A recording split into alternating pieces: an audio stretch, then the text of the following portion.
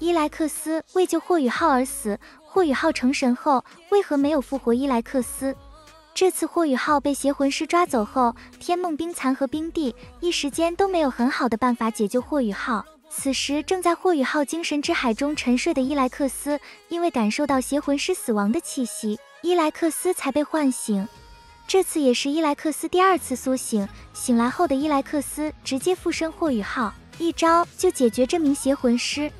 而在这次以后，伊莱克斯的神识逐渐强大，后面也成为了霍雨浩的老师。在霍雨浩的成长过程中，多次帮助霍雨浩。在最后一次帮助霍雨浩时，伊莱克斯在昊天宗为了压制雪帝，燃烧了自己的神识碎片，彻底消失在斗罗大陆。随后还为霍雨浩添加了一个第三武魂，为了纪念伊莱克斯，这个武魂就叫做死灵圣法神武魂。在伊莱克斯死后，霍雨浩在很长的一段时间里都沉寂在失去这位老师的痛苦中。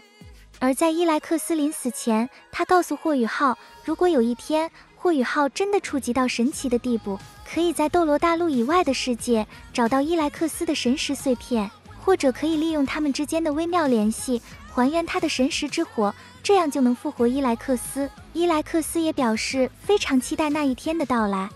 并且他还让天青牛蟒和泰坦巨猿从他们的角度告诉霍雨浩复活伊莱克斯的方法。因为其实伊莱克斯已从泰坦巨猿和天青牛蟒身上感受到神的气息，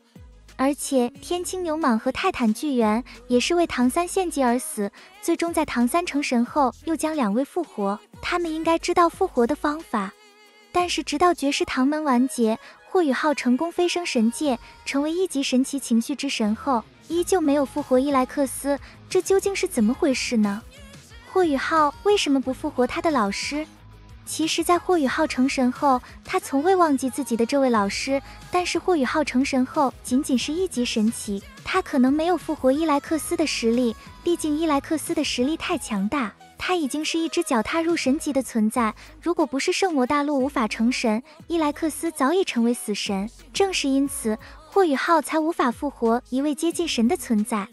他不像唐三那样拥有神王的实力，能够轻松复活大明二明。还有一个原因就是在霍雨浩成神后，当时因为斗罗大陆的神界动荡，霍雨浩根本没有时间去其他世界寻找伊莱克斯的神识碎片，并且伊莱克斯也不属于斗罗大陆的神界，霍雨浩作为斗罗大陆的神祇，他没有权利去管其他大陆的事，所以这才导致霍雨浩一直没有复活伊莱克斯，这也是绝世唐门最大的遗憾。